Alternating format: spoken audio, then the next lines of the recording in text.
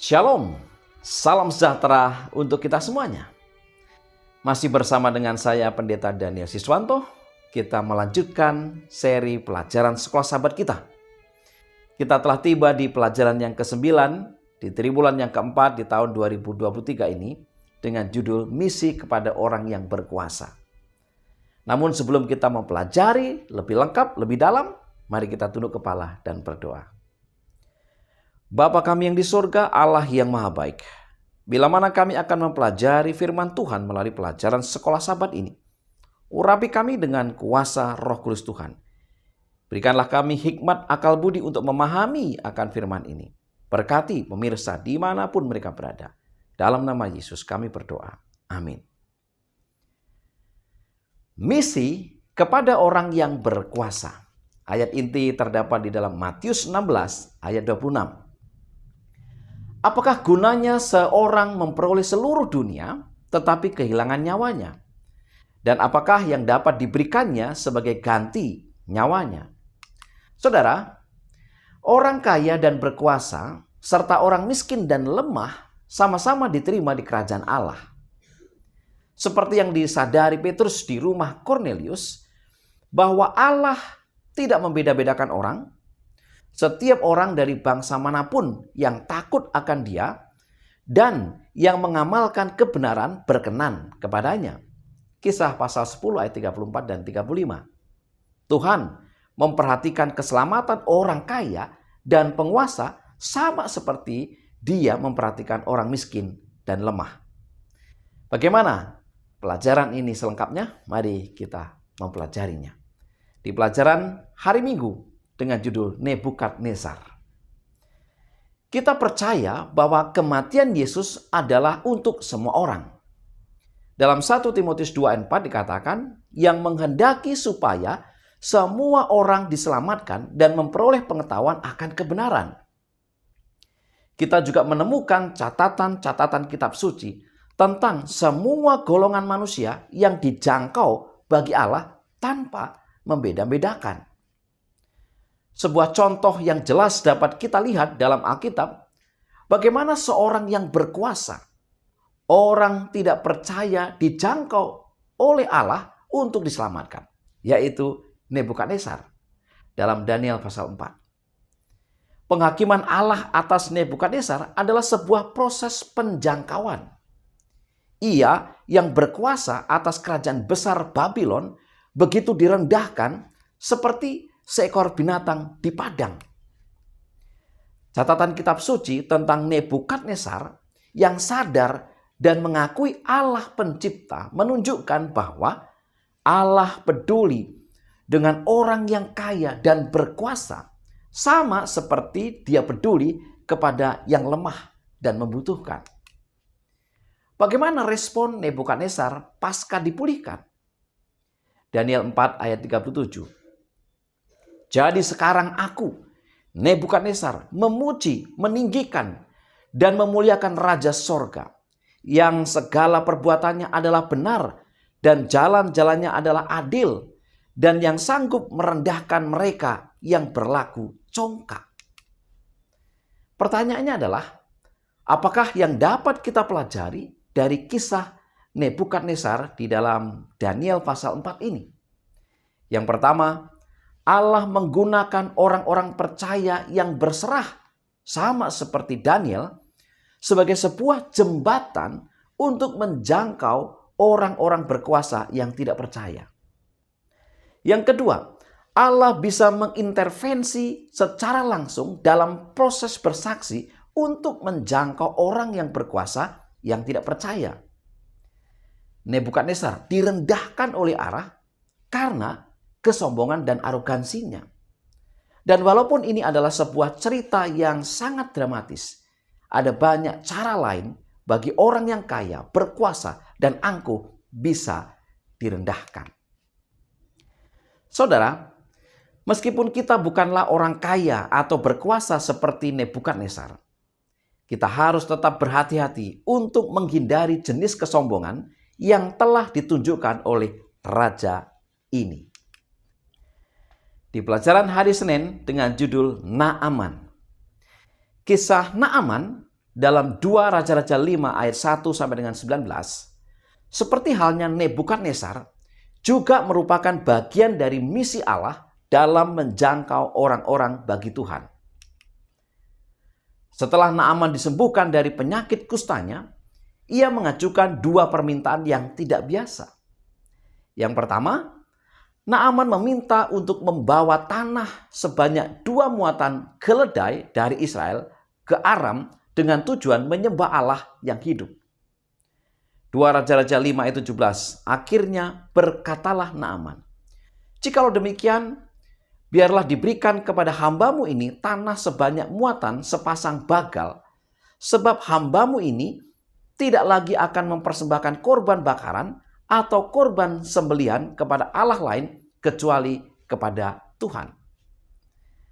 Panglima Aram itu menganggap Allah Israel sebagai ilah yang harus dihormati melalui tanah dari negeri itu. Meskipun Naaman mengakui kenyataan bahwa tidak ada Allah selain Tuhan Israel, ia tidak sepenuhnya melepaskan diri dari anggapan bahwa Allah dengan suatu cara tertentu terhubung dengan tanah Israel. Maka di negerinya sendiri ia ingin beribadah kepada Allah di tanah Israel. Yang kedua, dalam 2 Raja-Raja 5 ayat 18 dikatakan, "Dan kiranya Tuhan mengampuni hambamu ini dalam perkara yang berikut.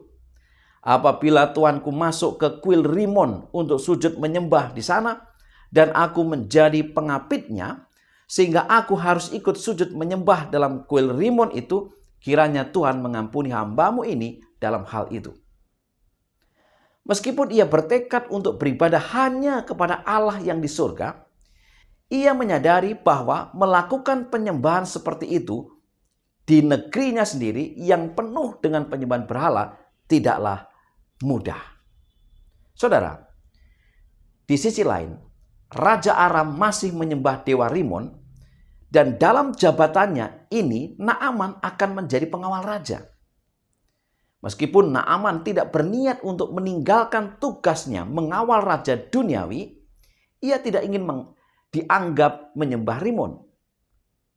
Setelah menyerahkan hatinya kepada Tuhan, Naaman tidak ingin membuat kelonggaran apapun terhadap penyembahan berhala dengan menyembah ilah-ilah kafir. Ia juga tidak ingin ada kabar yang sampai kepada Elisa bahwa ia melakukan hal itu. Dalam SDA Bible Commentary jilid 2 halaman 878 dijelaskan, Elisa menjawab permohonan Naaman dengan berkata, "Pergilah dengan selamat." 2 Raja-Raja 5 ayat 19. Kata-kata ini tidak boleh dianggap sebagai ungkapan persetujuan atau ketidaksetujuan atas permintaan Naaman untuk berpisah. Ia harus pergi dengan tenang, tidak dalam keraguan atau kegelisahan.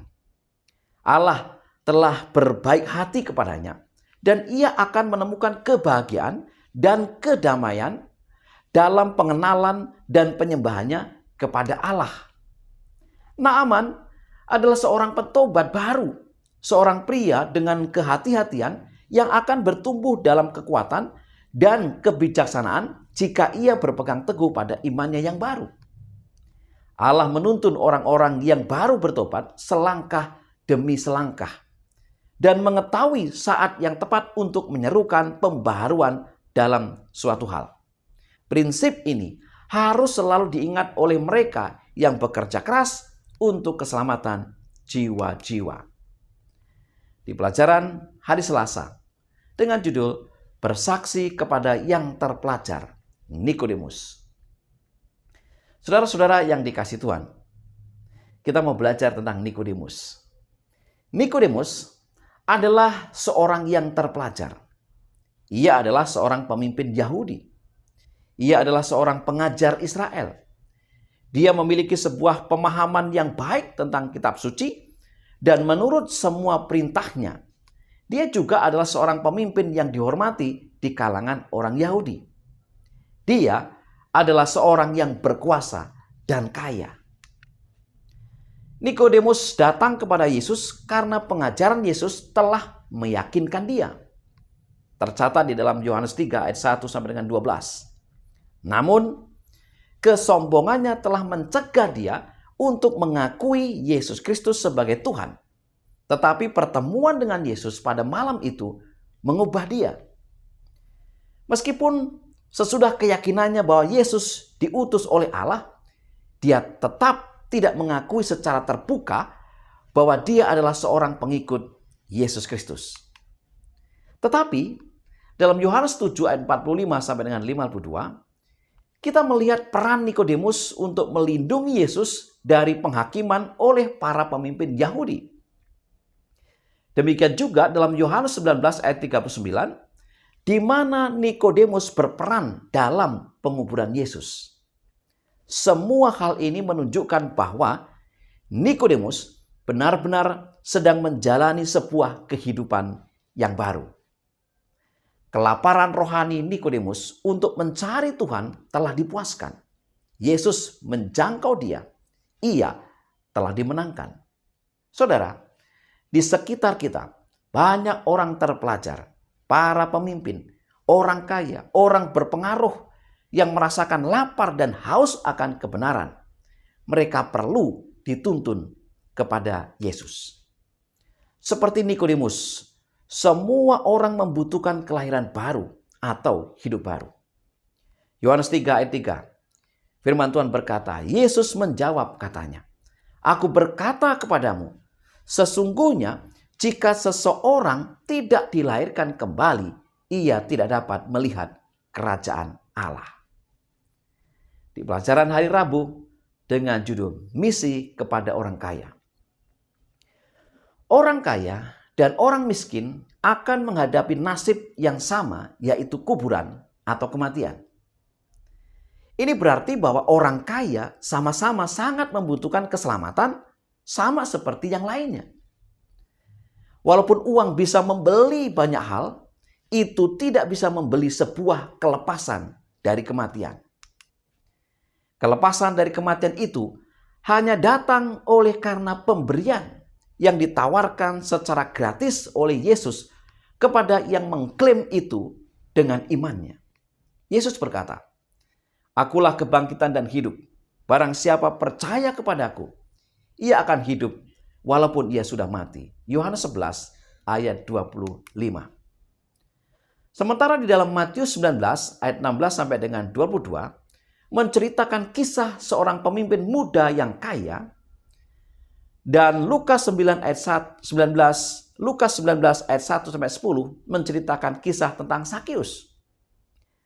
Apa yang kita perlu perhatikan dari kedua kisah ini adalah Yesus tidak mengatakan kepada Sakius untuk menjual apa yang dimilikinya dan memberikannya kepada orang miskin. Sama seperti yang dia sampaikan kepada pemimpin muda itu. Bedanya adalah Sakius melakukannya, sementara pemimpin itu tidak melakukannya. Yesus tentu saja tahu bagaimana pemimpin muda yang kaya ini terikat dengan uangnya. Dan itulah alasannya mengapa Yesus mengatakan, "Jika engkau hendak sempurna, pergilah, jualah segala milikmu, dan berikanlah itu kepada orang-orang miskin. Maka engkau akan beroleh harta di sorga. Kemudian datanglah kemari dan ikutlah aku." Matius 19 ayat 21. Saudara-saudara yang dikasihi Tuhan. Sementara itu, walaupun kita tidak mengetahui semua yang diucapkan Yesus ketika berada di rumahnya, ya, rumah Sakius, namun Sakius benar-benar telah diyakinkan oleh Yesus dan mengetahui bahwa dia harus membuat beberapa perubahan dalam hidupnya. Secara khusus hal-hal yang berhubungan dengan kekayaannya. Sakius dimenangkan, sementara pemimpin muda itu memilih meninggalkan Yesus. Matius 16 ayat 26. Apa gunanya seorang memperoleh seluruh dunia tetapi kehilangan nyawanya? Dan apakah yang dapat diberikannya sebagai ganti nyawanya? Pelajaran hari Kamis dengan judul Misi kepada Orang yang Berkuasa. Orang-orang berkuasa dalam kitab suci yang datang kepada Yesus untuk mencari pertolongan tentu saja merasakan bagaimana Yesus peduli kepada mereka. Dan juga banyak orang yang kaya dan berkuasa tidak datang secara terbuka kepada Yesus. Mereka menunggu sampai mereka yakin bahwa Yesus benar-benar adalah anak Allah. Seperti itulah kasus yang dialami oleh Nikodemus dan Yusuf dari Arimatea. Kita tidak pernah mendengar sebelumnya tentang Yusuf dari Arimatea. Tiba-tiba orang kaya ini muncul entah dari mana dan digunakan untuk membantu menggenapkan nubuatan. Ia pergi menghadap Pilatus untuk meminta mayat Yesus. Kemudian ia mengkafaninya serta membaringkan tubuh Yesus di kubur yang baru miliknya sendiri. Matius 27 ayat 57 sampai dengan 60. Allah telah menggunakan dan akan terus menggunakan orang kaya untuk maksud-maksudnya. Itulah sebabnya kita harus memiliki sebuah misi untuk mereka juga. Orang-orang yang berkuasa akan berusaha untuk bermitra dengan pelayanan sejati oleh karena beberapa alasan. Yang pertama, mereka ingin menjadi bagian dari sesuatu yang berguna, yang bisa mengubah kehidupan dari banyak orang. Ini adalah satu cara yang mereka tahu bisa mengubah kehidupan mereka. Hal ini menghasilkan satu cara halus bagi orang kaya dan berkuasa untuk mendapatkan pertolongan yang mereka butuhkan tanpa harus secara terbuka menyatakan kebutuhan mereka. Yang kedua, dengan memulaikan sebuah pelayanan yang murni sebagai satu jalan yang bisa membuat orang kaya dan berkuasa menjadi bagian dari pelayanan Allah. Saudara-saudara yang dikasihi Tuhan, kasih Yesus adalah sama, baik bagi orang miskin dan juga bagi orang kaya dan berkuasa di dunia ini. Dia mati baik bagi para pangeran dan juga bagi orang miskin. Yesus mengetahui cara yang paling efektif untuk menjangkau hati mereka. Kita ditantang untuk menjangkau pribadi-pribadi yang berkuasa dan kaya dengan Injil Yesus Kristus. Mereka membutuhkan keselamatan sama seperti orang lain.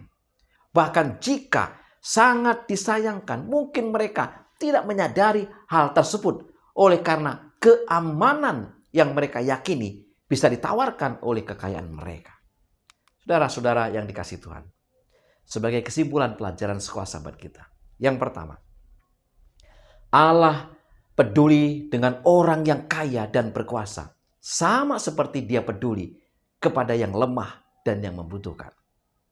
Yang kedua, Allah menuntun orang-orang yang baru bertobat selangkah demi selangkah dan mengetahui saat yang tepat untuk menyerukan pembaharuan dalam suatu hal. Yang ketiga, di sekitar kita banyak orang terpelajar, para pemimpin, orang kaya, orang berpengaruh yang merasakan lapar dan haus akan kebenaran, dan mereka perlu dituntun kepada Yesus. Yang keempat, baik orang kaya atau orang miskin sama-sama akan menghadapi kematian dan sama-sama membutuhkan keselamatan. Dan yang kelima, Allah telah menggunakan dan akan terus menggunakan orang kaya untuk maksud-maksudnya. Karena itu, kita harus menjangkau mereka. Inilah pelajaran sekolah sahabat yang bisa saya bagikan pada kesempatan ini. Semoga memberkati kita semuanya. Mari kita tunduk kepala dan berdoa. Tuhan Bapa yang di sorga, Allah yang berkemurahan, kembali kami memohon agar kuasa Roh Kudus Tuhan menjadi bagian kami. Urapi kami dengan hikmat-Mu. Berikanlah pengetahuan kepada kami, sehingga firman ini boleh kami pahami dan kami mengerti. Kami boleh dipergunakan untuk misi pekerjaan Allah yang penting ini. Berkati umat-umat Tuhan dimanapun mereka berada. Terima kasih ya Tuhan. Dalam nama Yesus kami berdoa. Amin. Saudara-saudara yang kasih Tuhan, sampai ketemu di pelajaran berikutnya. Selamat belajar, selamat sahabat. Tuhan memberkati.